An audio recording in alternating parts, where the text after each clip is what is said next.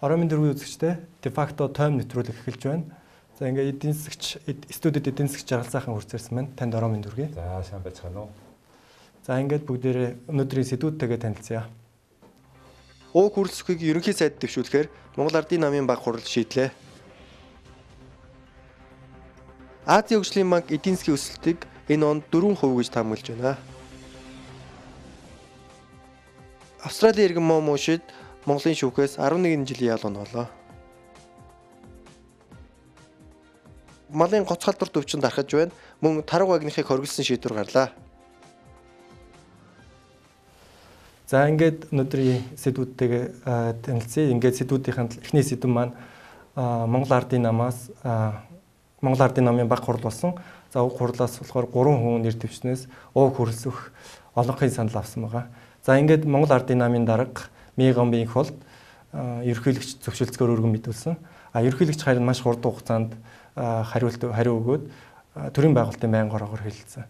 Төрийн байгуулалтын байнгын хороо хуралдаад Хүрэлсүхийг ерөнхий сайдад 100% дэмжсэн. За энэ хурал дээр Хүрэлсүхийг хийсэн гол анхаарал татж байгаа үгнүүд болохоор өмнөх засгийн газрын бүт зөвлөлтгүй хэвээр үргэлжлэнэ. За олон улсын валютын сантай тохиролцсон хэлэлцээр мөн цаашдаа хэвээр үргэлжлэнэ гэсэн байгаа.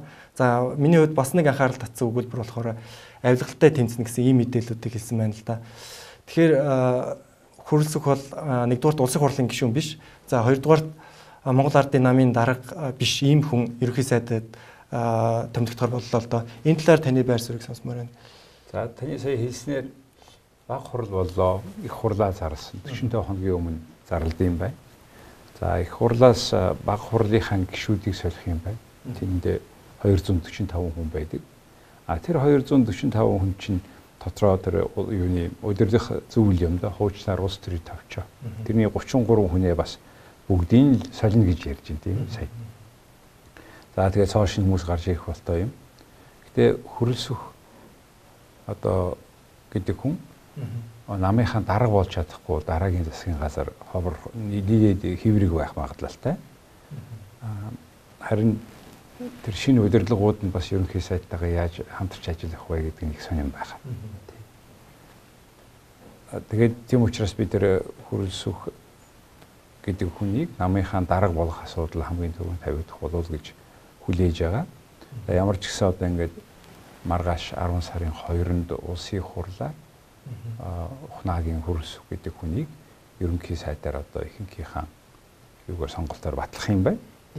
Хуулиараа 16 хоногт багтаад тэр засгийн газар эмхлэх ёстой. Тэгэхээр тэгж удаан цаг болохгүй байх. Нэг дараагийн 7 хоног гэхэд засгийн газрынхаа гишүүдийг танилцуулчих байх. Тэн дээр анхаарах зүйл бол манай хүү их нарийн хэнийг авах нэг чухал. За ямар ч гэсэн энэ Монгол Ардын намын дүрмийн дагуу бүх томилогддог одоо энэ ажил биш тийм томилогддог энэ ажлууд дандаа юу албан тушаалууд дээр 25% нэмэгтэй хүн байх хэрэгтэй юм байна. Тэгэхээр ямар ч 4 сайд ч 3 сайд ч юм нэмэгтэй хүн болно гэж хүлээж байна. За тэгээд ер нь улсын хурал бол та асууж штеп энэ аль зэрэг хэврэг байх бол гэж яаж хандах вэ гэж. Улсын хурал бол үеийн үед улсын хурлын гишүүн биш хүн дандаа дээрээс нь харж ирсэн. Ингээ эргээ бодоход ингээд улсын хурлын гишүүн биш сайд нарыг бол улсын хурлын гишүүд үргэлжил өөрийнхөө статусыг сануулж ирсэн. Тэрийг тооцох хэрэгтэй. Тэгэхээр засгийн газраа маяхан байгуулахын тулд Хүрэлсүх ерөнхий сайд яах вэ гэхээр 7-оос 8 ч юм уу хагасын наазах нь их хурлын гишүүдээс авах байх гэж би хүлээж байна. Үгүй юм бол бас хэврэг байна. Хагасны улсын хурлын гишүүн байхгүй бол гэж бодож байгаа. Энэ уг нь бол өөр шиг их хурлын гишүүн биш байвал тийм их сайн хамгийн одоо мөрөөдлийн засгийн газарт бол хамгийн ашигтай ажил нь л да. Тэгэхээр Хүрэлсүхтэй холбоотой сая асуудлаас өмнө тагнаг чанартай холбоотой бас асуудлууд гарсан л та. Тэгэхээр энэ талаар Хүрэлсүх ерөнхий сайд бол та юу хийн гэж бодож байна? Энэ асуудлыг шийдэх болов. За энэ их чухал асуудал. Номтой баяр гэдэг гишүүн энэ төмөр Хүрэлсүхийн тухай нэг ярилцлага өгсөн байсан. Тэгээд 2000 оны улсын хурлын сонгуулиар тухайн үеийн мах намын дарга инх баяраас эхэлж намд хандив босох нэрээр албан тушаалыг үнэлж эхэлсэн гэж хэлсэн байсан. Мөн албанд очсон нөхдөөсөө мөнгө салгаж хувьдаа завшиж тэр бумтан болсон гэж ном тавэр гэдэг гишүүн 17 оны 8 сарын 18-нд өгсөн ярилцлагатаа хэлсэн байгаа юм. За мөн 8 сарын 28-нд өнөөдөр сонд ярилцлага өгтөө энэ их чухал өгүүлбэр хийсэн. Имх замбраагүй сахилах хариуцлагагүй байдал газар авсаар одоо бүр төрн мафижаад нам нь компанчлагдаж дууслаа гэж хэлсэн байна. Энэ их ноцтой мэдэгдэл. Тийм учраас манайхан бас ингэж хэлсэн. Нийгмийн баялаг хэдхэн эрх мэдээлтний гарт нууцаар төвлөрч ард иргэдэд ямар ч хүртээмжгүй байдлаар зарцуулагдаж иргэдийн амьдрал өдөр ирэх тусам доройцоор байна. Баян хоосын ялгаа туйлдаа хүрлээ гэж ийм мэдээлэл хийсэн. Бодвол энэнтэйгээ холбоотойгоор манайхан дараагийн арга хэмжээ авах байх. За юу ч гэсэн би түрүүний засгийн газрыг шүүмжлэхдээ юу хийсэн бэ гэдгийг бид мэдэх ёстой. Яг энэ Хүрэлсүх гэдэг хүн өөрөө юу хийсэн бэ гэхээр засгийн газрын гишүүдийнхэн хувийн болон нэгдмэл ашиг сонирхолтой компаниудад 807 тэрбумын концесс өгсөн. Нэгдүгээр бууд. Хоёр дахь нь Эрдэнэт Монросцвет зэрэг томоохон үйлдвэрийн асуудлаар улсын хурл шийдвэр гаргачаад байхад хэрэгжихгүй байна гэж хэлсэн. Гурав дахь нь хөгжлийн банк, Монгол банк бондын асуудлаар буруутнуудад хариуцлага тооцохгүй хаацаа байж байна гэж хэлсэн. Дөрөвдүгээр хууль хүчний байгууллагыг улс төрийн зорилгоор ашиглаж нэр хүндийн шавар шахвайтай хутгаж байна гэж хэлсэн. Энэ таны саяхан тавьсан нөгөөд чагнасан хэрэгтэй холбоотой гэж бодож байна. Энэ үнэхээр Монгол улсын ерөнхий сайд сүүл нэгдүгээр хүний те шадар сайд нь бие биенээ харилцан тагнасан. Тэгээ энэ чимээгүй өнгөрч байгаа бол Монгол энэ бол маш хамгийн ноцтой асуудал. Ер нь сүүлийн жилүүдэд улс төрөөс хүлээж одоо болох хамгийн ноцтой гэмт хэргийн чанартай асуудал бол энэ. Тэр төр даргын төрийн засгийн 1-2 дугаар хүнийг ингэж болж байгаа юм бол манимитиг одоо яах болж байна. Тийм. Тэгэхээр Хүрэлсүх маань өмнө нь бол өмнөд засгийн газар чадар сайд хийжсэн. За өмнө нь бол маш олон өндөр албан тушаалууд хасчихсан юм хүнэлтэй. Тэгэхээр одоо ерөнхий сайд болоод авилгатай тэмцэнэ гэж мэдгэж байна л да. Тэгэхээр энэ ерөнхий сайд болоод авилгатай тэмцэх, шадар сайд хүн авилгатай тэмцэх. Тэгэхээр ялгаа юу өнд байна? Тий. За юу ч гэсэн манайхан тэр түрүүнийхээ улс төрийн засгийн газрыг огцруулахын тулд саяын 4 зүйлийг шалтгаан байна гэж хэлсэн. Тэгээд бас тэр нэг ярилцлага дээр манайхан ийм хэлсэн байна. За авилгатай тэмцэн. Одоо тэр саяын тэр чагнасан гэж хэлж шээ тийм ээ. Тэр бүр ингэж хэлсэн байна. Хууль бус ажиллагааг зохион байгуулахад оролцож байгаа хууль хяналтын байгууллагын зарим хүн хуулийн өмнө хариуцлах хүлээг цаг ирнэ гэдгийг хатуухан сануулъя гэж хэлсэн. Тэгэхээр энэ үгээрээ бол сайн тэр тагнасан нөхдүүдийгээ бол хуулийн хариуцлах хүлээнэ гэж ойлголоо. Харин хэнийг тагнасан болохыг арай тодорхой хэлэх баг. За тэгээд бас нэг ингэсэн. Яг энэ асуудаар улс төрийн зорилготой хууль бус гүйцэтгэх ажиллагаа явуулж журмын нөхрөө гэмт хэрэгт холбогдуулан жагсаалаас гаргах ийм бохир үйл ажиллагаа миний мэдхийн манай намда байгаагүй юм аа. Тэр бүхэл шудраг үнний төлөө дуу хоолойгоо илэрхийлж байгаа улсын хурлын зарим гишүүнийг дарамтлан сүрдүүлэх гэж оролдсон мэдээлэлч байна. Ийм зүйлийг бид зүгээр өнгөрөөхгүй гэж хэлсэн. Энээс харахад бол энэ хүн бол авилгалтай нэлээд ноцтой тэмцэнэ гэж ойлгож байна. За ингээд манай дараагийн сэдв рүү оръё. Дараагийн сэдв маань Азийн хөгжлийн банкны эдийн засагч Defacto гэдэг хүн хэвлэл мэдээллийнхэнд мэдээлэл хийсэн байгаа. За энэ мэдээлэл нь Монголын одоо макро эдийн засгийн энэ оны болон эх оны дүр зургийг танилцуулсан байна л да. За энэ онд бол Азийн хөгжлийн банкнаас манай эдийн засгийг бол 4% өсөлттэй болно гэж харж байгаа юм байна. За эх онд бол энэ өсөлт маань бага зэрэг буураад 3% өсөлт гэж таамаглаж байна л да. Нөгөө талаас бас инфляцийг энэ онд 3%тэй гэж таамаглаж байгаа бол эх онд 3.4%тэй байна гэсэн ийм бас таамаглалууд төвшүүлж байна л да. За энэ мэдээллүүдээс харахад Монгол улсын эдийн засгийн макро эдийн засгийн ялангуяа төлөв байдлыг бол энэ оныг болон эх оныг бол бүтнээр нь ингэж харж болж байна л да. Тэгэхээр энэ ийм мэдээлэл дээрээс үндэслээд манай шийдвэр гаргаж байгаа хүмүүс ялангуяа манай компани захирлууд шоонор яг энэ цаг үед дараа оныхоо бизнес төлөвлөгөөг боловсруулж байгаа энэ мэдээллүүдийг яаж ашиглах ёстой юм бэ? Энэ талаар та яг нэгдүгээрт мэдээж энэ хамгийн их судалгаатай манайд ийм том мөнгө төгрөг өгж байгаа байгууллагын Дэлхийн банк, Азийн банкны тэр урьдчилан тооцоолж байгааг компаниуд, бизнесүүд, банкуд бол өөрийнхөө төлөвлөгөөнд оруулдаг тодорхой хэмжээгээр жижигхэн ийм өөрчлөлт хийдэг хуучин хазж үрж ирсэн. Эдний хийсэн тооцоогоор ч гэсэн хуучин одоо юу гэлээ 3.4 гэж байсан чи одоо ингээд 4% гарна гэж ярьж байна энэ жил. Тийм ээ 3. Уг нь бол 3% гэж байсан 17 онд. 18 онд 3.4 гэсэн чинь харин 18 онд жоохон бууруулж харуулсан байлаа 3%. Тэр нөгөө төлбөр энтертэй холбоотой. Тэгэхээр төсвийн алдагдал буурсан байна гэж хэлж байгаа. За энэ дээр тооцох нэг юм үгтэй зэрэг төсвийн орлого нь 41% өссөн гэж байна. Жилийн өмнөхтэйгээ харьцуулахад бодвол 9 сарын 1-ээр байх л да.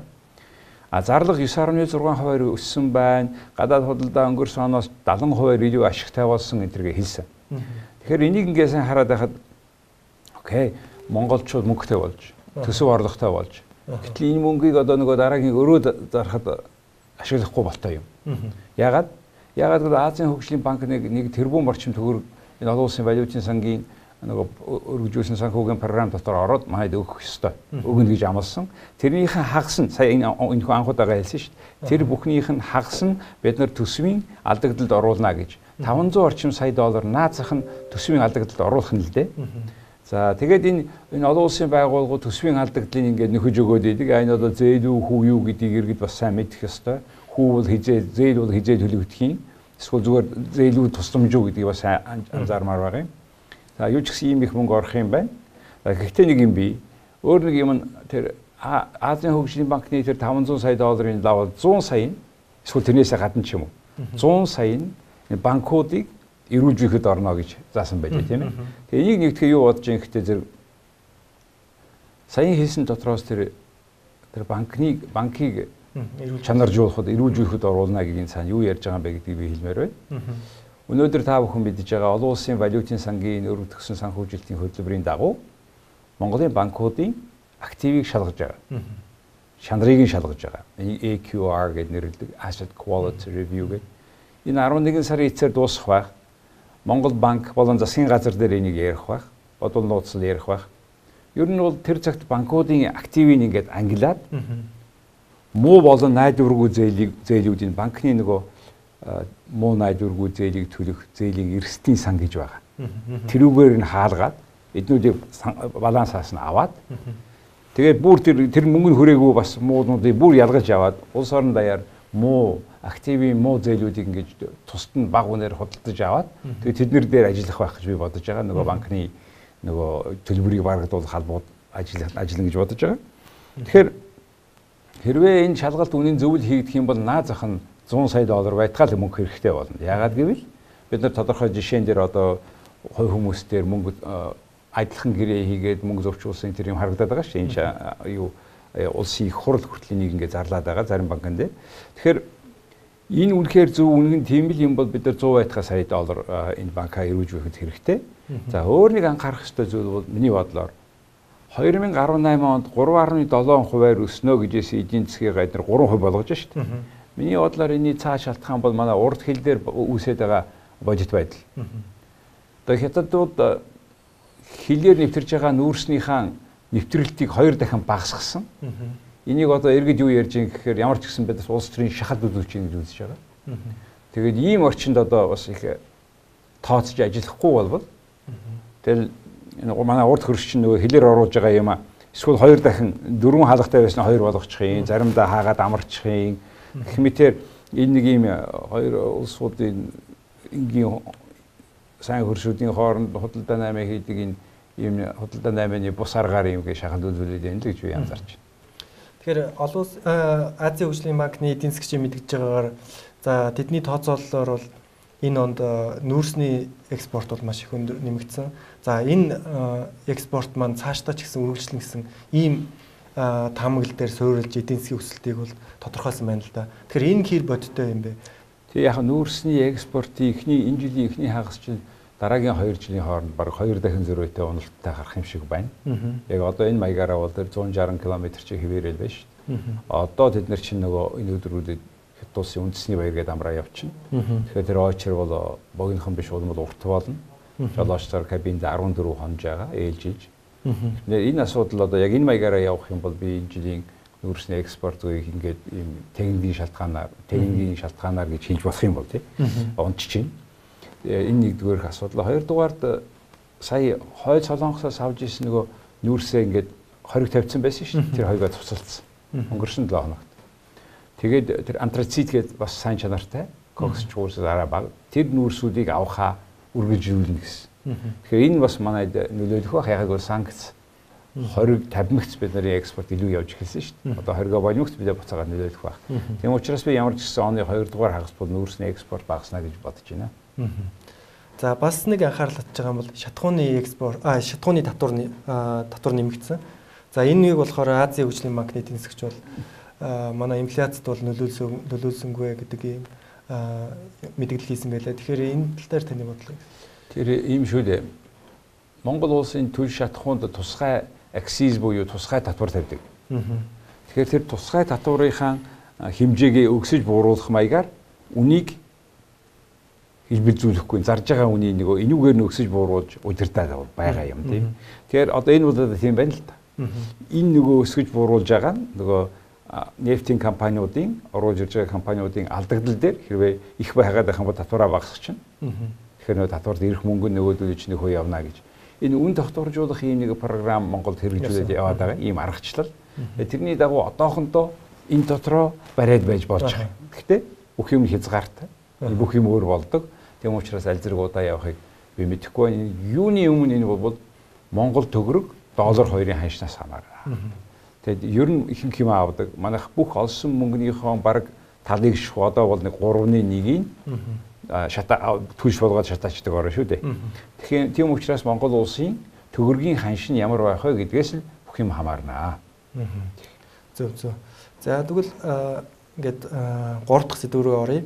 За манай өнөөдрийн 3 дахь сэдв маань Австралийн иргэн Мунши гэдэг Австралийн иргэнтэй холбоотой юм сэдв байгаа.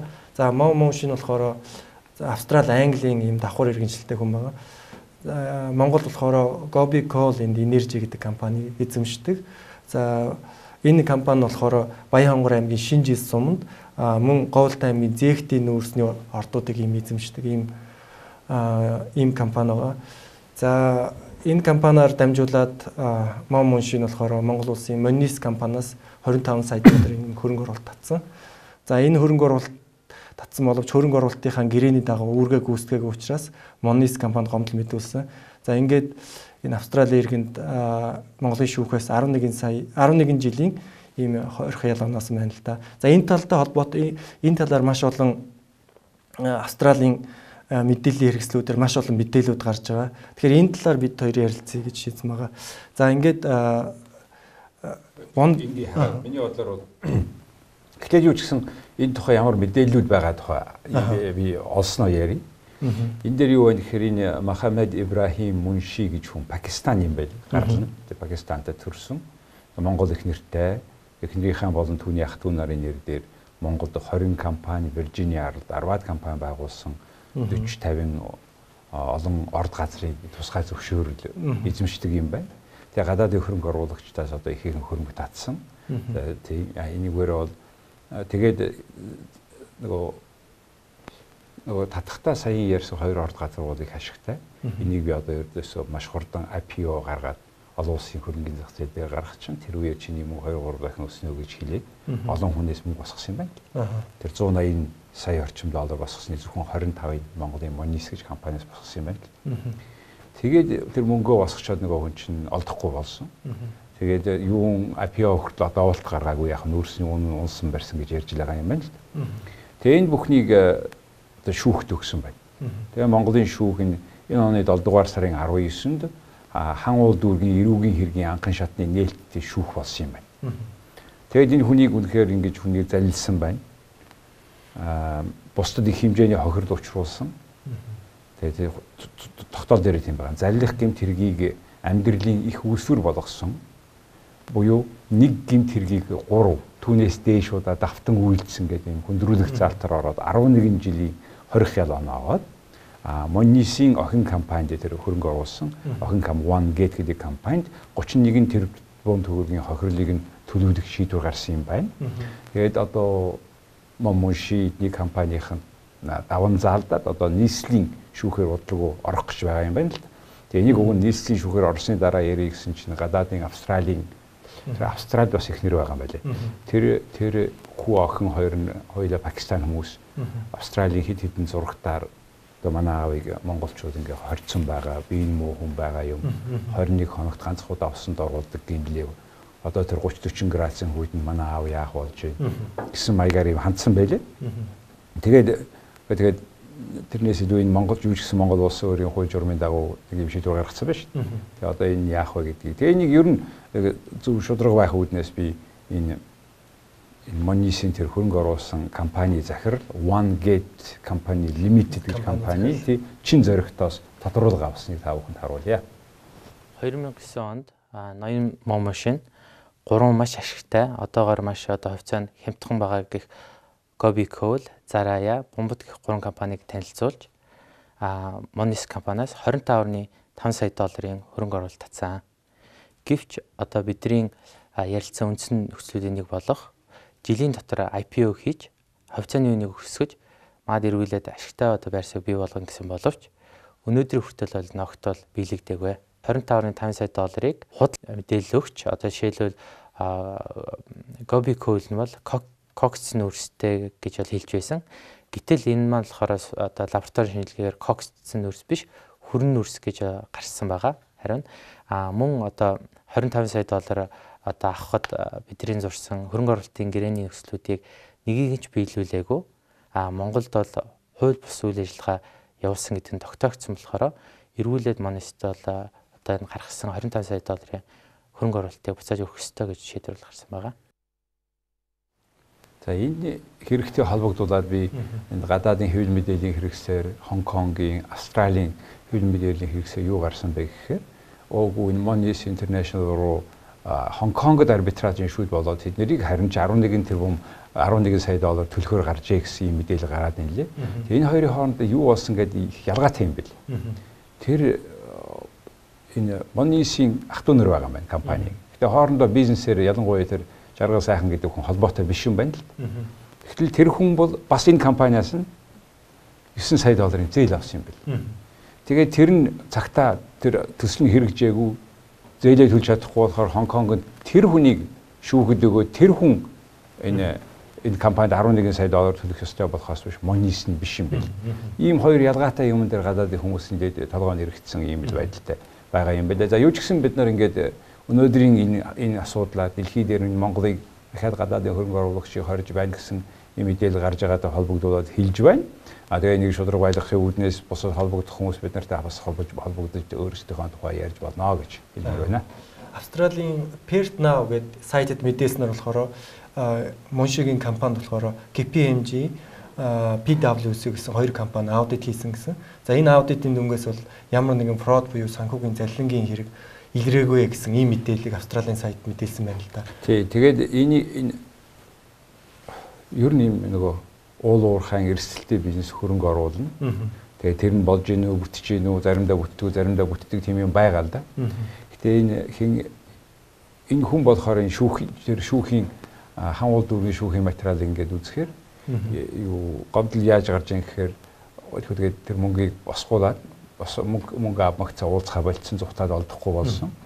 Тэгээд туузын нэг суудлаг өгнө гэж хэлээд л явдаг байсан. Тэгээд сүүлдээ алгаас одоо 7 жил мөнгө аваад болж байгаа. Тэгээд энэ бүтэхгүй байна. Тэгээд энэ тэгээд бас хажуугаар нэг худлаа ярьж явна гэсэн ийм үндслэл дээр энэ Monies компанийн шүүхт өгсөн байна. Тэгээд одоо цаашаа энэ аван заалдах шүүх нь яахыг харъя. Ямар ч гэсэн энийг бол олон улсын зах зээл гадаадын хөрөнгө оруулагчид харж байгаа. Тийм мэдээж тэгэхээр одоо энэ бол их тодорхой юу боломж хүмүүст харах гарч байгаа юм л да. Одоо гадаадын хөрөнгө оруулагч гэж хэлж байгаа хүн болгон гадаадын хөрөнгө оруулагч мөн үгүй юу тэд нэр яаж ажилдгийг тийм ээ. Тэгээд энэ бүхнийг л одоо манай иргэд илүү мэдээлэлтэй баймаар байна. Харамсалтай нь Монголын дотоодын хэвлэл мэдээллийн хэрэгсээ энэ ердөөсөө гарахгүй байгаад тийм байгаа. Баярлалаа. Ингээд манай сүүлчийн сэдв рүү оръё. За ингээд гадаад сайдын үүрэг гүйцэтгэх оюун хорол саяхан шийдвэр гаргасан байна л да. Ямар шийдвэр гаргасан бэхээр Тарвагыг, агнахыг 3 жилээр хоригсон ийм шийдвэр гаргасан. За энэтэй холбоотой бол анх бол 2005 онд Тарвага агнахыг хоригсон ийм шийдвэрүүд гарч ирсэн. За энэ тодорхой хэмжээгээр 3 жилээр 1 жилээр ингээд сонгогдоо явжгаад саяны хугацаанд бол төр хугацаанд ийм хориглосон шийдвэргүй байсан л да. За яагаад хориглож ийн гэхээр нэгдүгээрт тарганы тоо толгой хангалттай нэмэгдээгүй, хоёрдугаарт тарган давхал гэдэг өвчнөөс сэргийлэх зорилготой ийм мэдээлэл, ийм шийдвэр гарсан байна. Гэтэл үндэсний шуудан сонин дээр гарсан мэдээлэлээс харахад бол энэ оны байдлаар бол нэг л удаа тарган давхал гэсэн юм өвчин гарсан. Усын хэмжээд харин бусад малын гоцгалдварт өвчин маш олон гарсан байна л да. Ялангуяа Улаанбаатар хотын дүүрэгт за бусад бүх аймагуудад ийм малын өвчин гарсан, хөл хорио тогтоосон, маш олон хүмүүсийн ажил бизнес зогссон ийм байдалтай байна л да. Энэ талаар та товчхон яриад. За энэ их ноцтой хоёр асуудал гараад ирж байна. Нэгдүгüүрх энэ малын гоц халдварт өвчнүүд энэ ялангуяа тэр юу вэ тэр нэр нь одоо тэр Ярилцсан гэж байгаа, бом гэж байгаа, тэ шүлхий гэж байгаа. Эдгээр өвчнүүдийг малаа өвчлөхөөс өмнө вакцинжуулд юм байна. Өвчлөсөн хойно вакцинжуулах бол агуулга байхгүй гэж надад яг энэ талаар ажиллаж байгаа энэ тийм мэргэжлийн холбооны ерөнхий хэлсэн. Тэгтэл энэ вакцинжуулах ажил маань Монголд нэлээд тийм толгой эрх ажил болж байгаа. Вакцинжуулдаг тэр байгууллага нь бол нэг сайдаар нартай холбоотой нэг компани гэж би тэр хүн надад хэлсэн. Энэ тухай миний Defacto ярилцлагт бас орсон байгаа. Тэгэхээр бид энэ вакцинжуулж авахгүй бол эрүүлийг нь өвчтэйг нь эмчиж авахгүй бол энэ өвчнөөс хилээс салахгүй юм байна. Тэгж баг аймаг болгонд өвдсөн юм байна мал. Тэгэхээр одоо намайг экспортчин, махны экспорт буурна гэх мэт энийг нэг цоо шинээр нэг өөртөө холбохгүйгээр өөрийнхөө ашиг сонирхлыг дарга нар маань хоошоо тавьж байгаад нэг авч үзэх цаг болсон байна. Нэгдүгээр. Тэгээ хоёрдугаар асуудал нь Тарвага. Тарвага чинь 15 сая байснаа 5 сая болцсон. Тэгээ буцаад өсөх нь олигтой өсөхгүй бүр тарвагажуулж байгаа юм биш амтын авчир зарим газараа. Тэгээ тарвага ингээд алчхаар юу алаад дуусахаар юу болдог вэ гэхээр их ноцтой юм болдог юм байна. Энэ дээр бол ийм юуны ийм байгаль экологийн баланс алдагддаг юм байна. Нэгдүгээр тарвага чи өөрөө газар доогуур олон газар ингээд урт урт ингээд ухаа явчихаар хөрсийг агаарынх нь эргэлтэнд нөлөөлдөг юм байна. Тарвага олонтой газар бол тэнд илүү ногоо ургадаг юм байна. Тэгээд энэ утгаараа цөлжилтөнд тарвага байхгүй нөлөөлж байна гэж байна. Хоёрдугаар тарвага чинь өөрөө чон одоо үүнийг одоо юу гэдгийг нөгөө нэг ирвэс энэ бүхний чинь бас өөрийнх нь хоолунд юм биш. Тэгээд тэр нь байхгүй болохоор нөгөө амьтад нь бас дүргээ явчихдаг. Тэгээд байгаль ч өөрөө маш нарийн зогсолдоод хүний мэдэхгүйгээр зогсуулсан байгаа шүү. Тэгээд энийг нь бид нар хоёр үүднээс нэг тарвагыг бид нар идэхээс гадна идэх дуртай хүмүүс бас биш. Тэгээд дараа нь арьсыг ашиглаад байгаа. Тэгээ энэ хоёр шунхай зорилгоороо бид нар байгалаа устгаад тэнцвэрийг алдагдуулаад сөлжилтийг нэмээд ийм байдалд ормооргүй байна. Тэгээд нөгөө энэ ямар туртай байдгийг тэгэхээр ямар ч нууцаар оруулж ирээд байна. Тарвагны махыг боодогч юм уу ингээ хийсэн хийгээгүй маягаар энэ бүхэнтэй бол одоо бити хийгээч гэж төр засаг үзэж хийж байгаа иргэдэд тийм учраас үнэхээр өөрсдийнхөө зохистой хэрэгцээг бодмоор байна. Ийм л юм хэлэх байна да. За анхаарлаа хандуулсан та бүхэнд баярлалаа. Манай өнөөдрийн тойм нэвтрүүлэг үгээр өндөрлөж байна. Тий, манай нэвтрүүлэг одоо 8 цагаас англи хэл дээр явна. Facebook-аар үзэх боломжтой V Television гэдэг Facebook дээр. Тий, ингээд та бүхэн өнөөдөр амралтын өдрийг бидэнд өнгөрүүлсэн талархаж байна. Юу ч гэсэн 7 хоногт болсон гол үйл явдлыг нэг улс төрийн намын биш нүүр одоо үзэл бодлоор хуваалцахыг оролдож байгаа юм билээ. Их баярлалаа та бүхэнд. Баярлалаа.